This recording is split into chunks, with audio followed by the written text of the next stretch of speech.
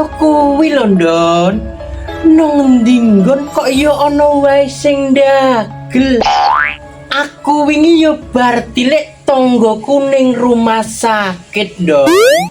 Lah, sing jenenge Mbah Karto kuwi sajeke uripe ora tau gelem nak dipreksake ning dokter.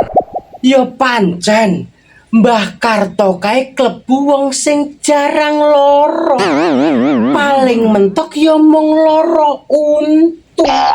Hayo nak kuwi mung untune sing kurang resik, Sur. Weh, aja salah, Don. Senajan untune kari telu, Mbah Karto kuwi wong sing sregep sikatan. Maksudku dudu ngono, Sur. Resik untune kuwi tinggal gusine.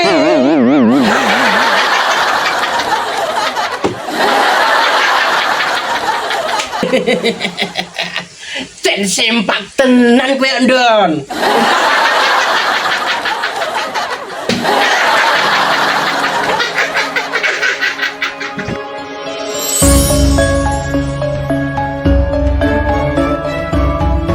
Yo wis, lanjut, Sur.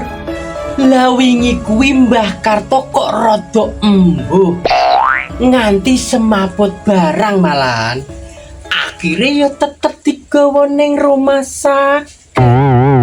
Terus, Sur, lah pas aku tekan rumah sakit, Mbah Karto wis waras. Sementara doktere lagi nulis resep kanggo Mbah Karto. Sik, Sur, Mbah Karto arep buka warung ngono apa piye? Buka warung gundulmu apa kuwi? Lah piye to, Sur?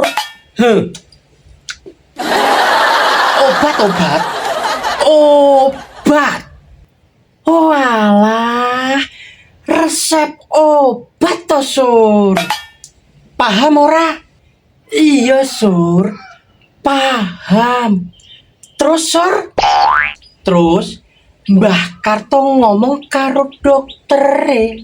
Wah, jadi dokter itu enak ya, Pak? Doktere jawab, lah pripun, Mbak? Lah Tuhan yang menyembuhkan, kok dokter yang gajian? Terus doktere piye kuwi, Sur? Terus doktere ngomong meneh, "Nggih, Mbah, yang jelas kula tidak pernah memaksa pasien. Kalau memang pasien tidak mau ke dokter dan langsung mau ketemu Tuhan, nggih monggo.